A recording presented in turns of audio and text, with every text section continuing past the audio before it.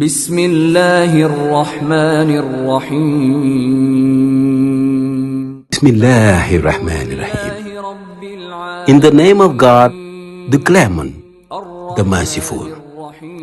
The one we're speaking of today is the real reference of mercy. He has inherited all the prophetic missions and all the holy books.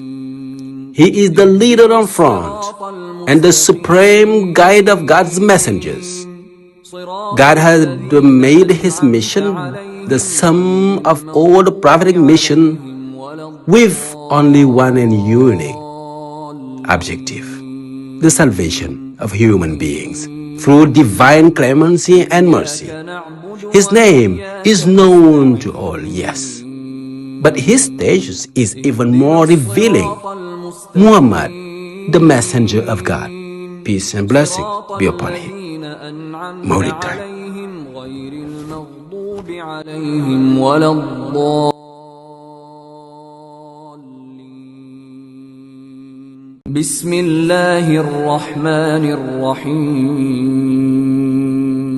Bismillahirrahmanirrahim.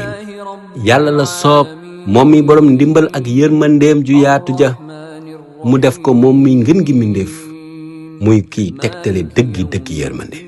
moom la yàlla def mu donn mbooleem ku yàlla masa yónni. moom la yàlla sàmmloo téere bu yàlla masa wàcce ci ab yonent.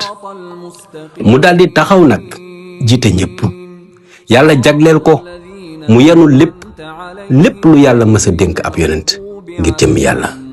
te fekk ndeke lenn rekk la ko yàlla sas, moom la ko yàlla digal, mooy yërmande jaam ñi. turam ñépp ko xam dëgg la, waaye ki mu doon moo gën a matale, muhammadu rasulullah sallallahu alayhi wa sallam. Mawlid time.